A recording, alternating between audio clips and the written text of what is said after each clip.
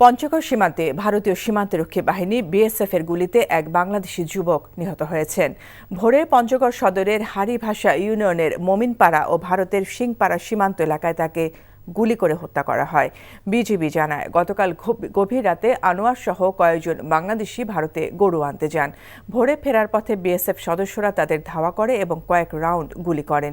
এতে আনোয়ারের মৃত্যু হয়। পরে বিএসএফ সদস্যরা ঘটনাস্থল থেকে মরদেহ নিয়ে যায়। এই ঘটনার নিন্দা জানানোর পাশাপাশি পতাকা বৈঠকের মাধ্যমে মৃতদেহ ফিরিয়ে আনার প্রক্রিয়া চলছে বলে জানিয়েছে বিজিবি।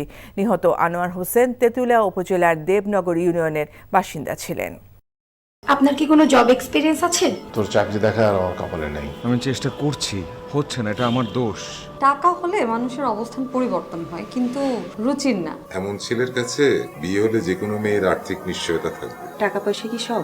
আর একটা প্রাইভেট চাকরি করে তো সরকারি চাকরির জন্য চেষ্টা করা যায়। বেসরকারি চাকরি করতে গেলেও টাকা লাগে, লিঙ্ক লাগে, যেটা কোনোটাই আমাদের নেই। জীবনটাকে সবসময় সহজভাবে দেখবে। অর্থ মূল্য ছাড়া কোনো কাজের কোনো মূল্য কেউ দিতে চায় না। বিয়ে করে ফেলো আমাকে। খাওয়াবো কি তোমাকে আমি? বেকার ছেলে মুখ দেখাটা একটা বিরক্তিকর। এক রত্তি বেঁচে থাকার গল্প, আর সত্যি